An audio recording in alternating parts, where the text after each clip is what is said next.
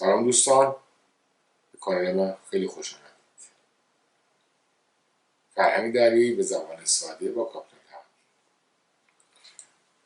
خب چقدر در رابطه با زیردریایی اطلاع دارید؟ میدونید که زیردریایی ها اصلا چطوری وارد آب میشن، چطوری غوطه‌ور میشن، پایین میرن و چطوری بالا میان؟ تا حالا بهش فکر کردید؟ و چند نوع زیردریایی وجود داره؟ آیا زیردریایی تفریحی و زیردریایی با سرنشین، بدون سرنشین، انواع هست. خب بد نیستش که یه مقدار به این توجه کنید، خیلی جالبه. هر چیزی که راجع به شناوری و شناورها و کشتی‌ها بدونید یه موضوعی داره که برمیگرده به حرکت شناور و موندن روی سطح آب، ولی که غرق نشه. ولی ما برای زیردریایی خودمون با دست خودمون باید یه کاری کنیم که غرق بشه. این دو تا چیز مختلف هستش. زیردریایی ها به طور کلی و عمومی دو تا پوسته دارن. اون چیزی که شما از یه زیردریایی تو تلویزیون میبینید، مثلا یه زیردریایی رد میشه، یه پوسته بزرگی کنه، اون یه پوسته نرم زیردریاییه. پس پوسته نرمه، اصلا زیرش هم بازه، یعنی بسته نیست، بازه، مثل یه کاسه‌ایه که تو آب قرار گرفته زیرش بازه. یه پوسته دیگه هست به نام پوسته سخت. اگه میخوام مثال بزنم، مثل این کپسولای گاز هست، مثل کپسول گاز یه شکل فلزی داره که روش جوشکاری شده. پوسته سخت زیردریایی هم چیزیه، فقط چند تا نقطه سوراخ‌های به خصوص وجود داره که خروجی اجدرشه، محلی که شفت ازش اومده بیرون، پروونه‌اش تو بسته، یا قسمتی که واردش میشن خیلی محدود، خیلی محدود، خیلی محدود. ولی بقیهش یک چیز، یک تیکه‌ایه که باید فشار رو تحمل کنه. فشار هم که زیر آب خیلی زیاده. حالا من یک ویدیو در مورد فشار در زیر آب حتما تهیه میکنم، چون هم برای غواصی مهمه، هم برای زیردریایی مهمه و هر چیزی که وارد آب بشه، هر چیزی داخل آب میشه به شدت تحت فشار آب قرار میگیره.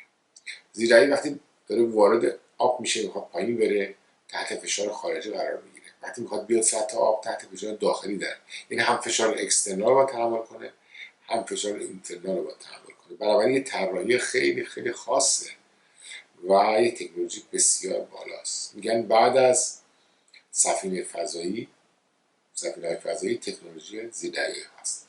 زیردریایی ها به طور کلی تو دنیا دو بخش تقسیم میشن، یا کانونشنال هستن یا زیردریایی معمولی، یکی هم زیردریایی اتمی هستن. زیردریایی اتمی فرقشون اینه که از راکتور اتمی استفاده میکنن و از سوخت اتمی استفاده میکنن، سوخت اورانیوم استفاده میکنن. اینا خب اصلا یه موضوع جدایی هستن که فقط هم در نیروهای دریایی وجود داره و کاربرد همش نظامیه و اصلا استراتژیکی هستن، کاری اون نداره. ولی زیردریایی معمولی که از جنگ جهانی اول هم وجود داشته، جنگ جهانی اول، دوم نه، اول وجود داشته. در جنگ جهانی دوم که اوج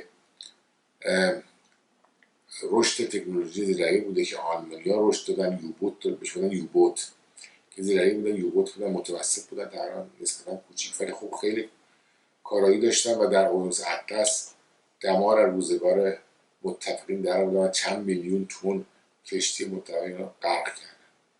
زیردریایی یه سلاح بسیار خطرناکه و جمله معروفش اینه که زیردریایی سلاح گرونیه ولی برای دشمن گرونتر در میاد. این واقعا اینطوری هم هست، چون پیدا کردن زیردریایی در زیر آب بسیار کار سختیه و زیردریایی همیشه زودتر نابا پیدا میکنه بالا سرش تا ناب باید زیردریایی را پیدا کنه. این اتفاق میفته. اما در کل زیردریایی‌ها یه پوسته نرم دارن، یه پوسته سخت دارن. وقتی میخوان پایین برن، آب و مخازن خودشون وارد میکنن، وزنش زیاد میشه، میره پایین، کنترل شد.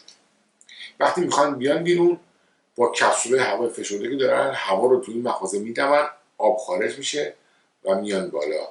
این روش قوس بهش میاد و صعود بهش میاد. قوس و صعود یعنی پایین رفتن و بالا اومدن. منتها بدونید که همون اصل ارشمیدس که در یکی از ویدیوهای قبلی گفتم، اینجا خیلی ارزش حیاتی داره که آبشوره شیرینه، گرمه، سرد، تمام اینا تفاوت ایجاد میکنه و پرسنل زیردریایی باید بسیار بسیار کارکنان آدمای دانشمند، وارد، با حوصله، صبور و قوی باشن و کار هر کسی نیست.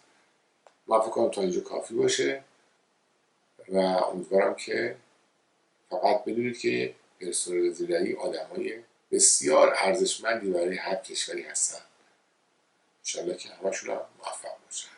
متشکرم.